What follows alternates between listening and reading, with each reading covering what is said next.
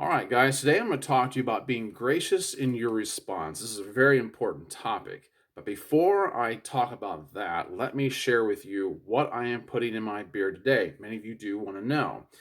Today I'm putting in Artius Man Spice Latte Beard Oil.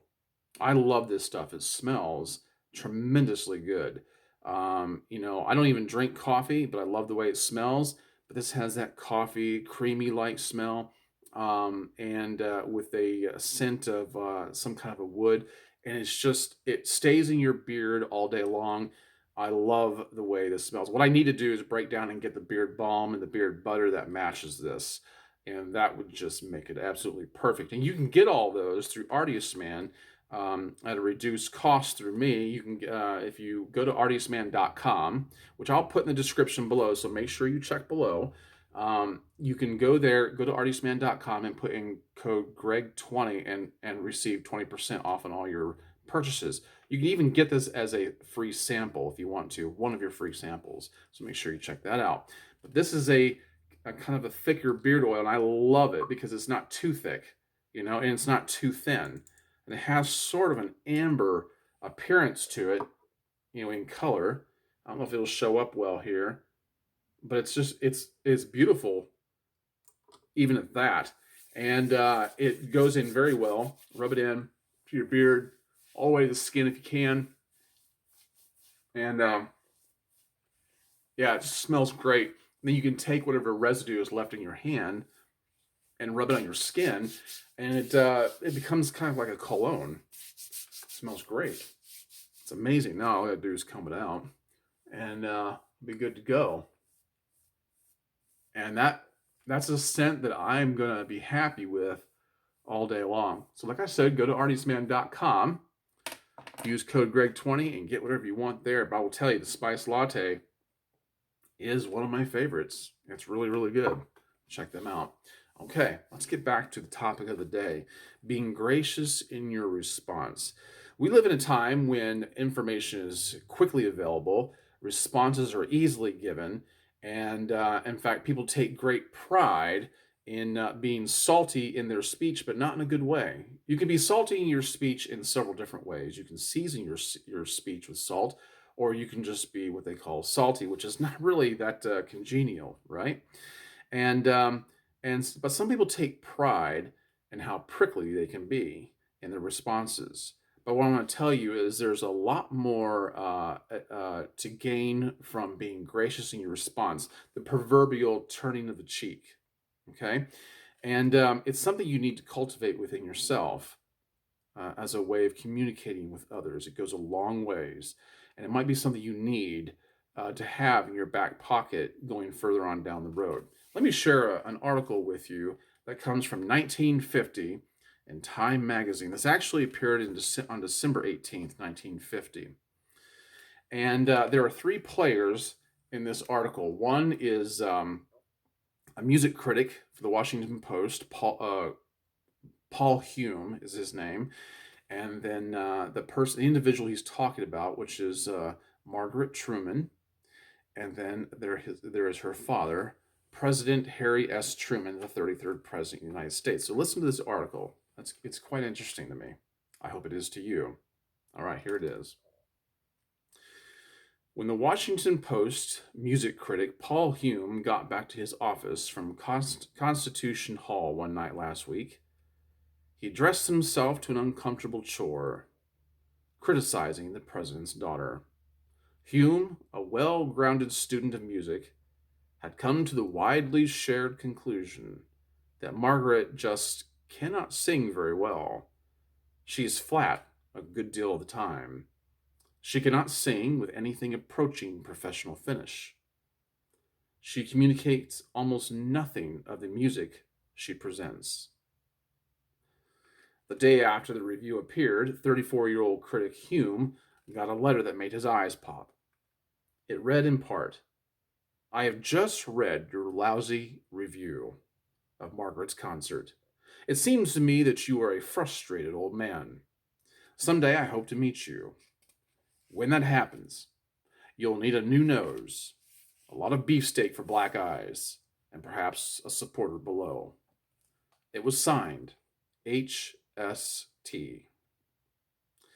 Margaret on concert tour told reporters, "I'm absolutely positive my father wouldn't use language like that." Critic Hume said, "I can only say that a man carrying the terrible burden of the present world crisis ought to be indulged in an occasional outburst of temper." I thought that was quite gracious of Paul Hume because he could have responded in any other way, and he was just as diplomatic as he should have been. But many of us wouldn't do that, would we? We would respond with our own barbs. We would fire off a cannonade of verbal fodder, and we would make sure that we inflicted a wound similar to that which was inflicted to us or upon us. And what I want to tell you is that it's not always right to do that. In fact, it's most of the time it's not right to do that. The injury that we incur sometimes is so insignificant, but in our minds, it can be, it can hurt so much depending on our ego. And what you need to do when someone says something that you don't like, and it may not even be about you in particular. See, to Harry S. Truman, it was very personal because it was his daughter.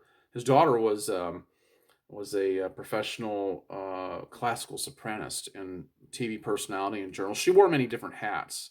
In fact, Harry S. Truman himself was a very good classical pianist, and he actually played for Stalin at one point when he went overseas to do some diplomatic work. But yeah, you've got to be careful whenever something is said that you don't like, and you think it hurts you. And here, Harry S. Truman himself did not respond graciously, but somebody had to stop the chain, and Paul Hume did that.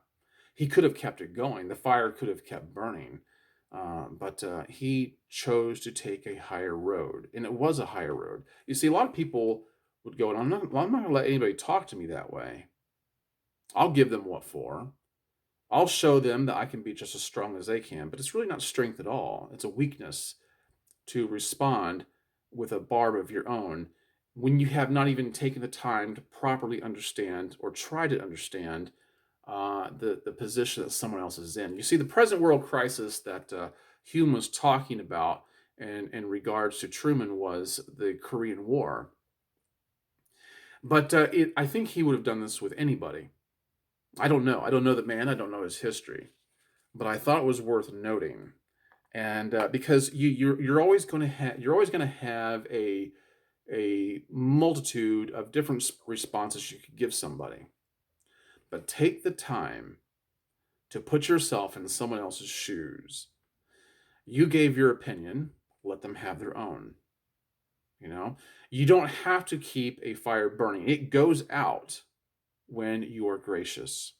It goes out. You take the steam away from them. You take the wind out of their sails. And so it's high time that each and every one of us learn how to be gracious in our response. There's a verse in the Bible in Colossians 4:6 where the Apostle Paul implores us with this. This is what he says: "Let your speech be always with grace, seasoned with salt, that ye may know how you ought to answer every man." All right, take the time to understand others.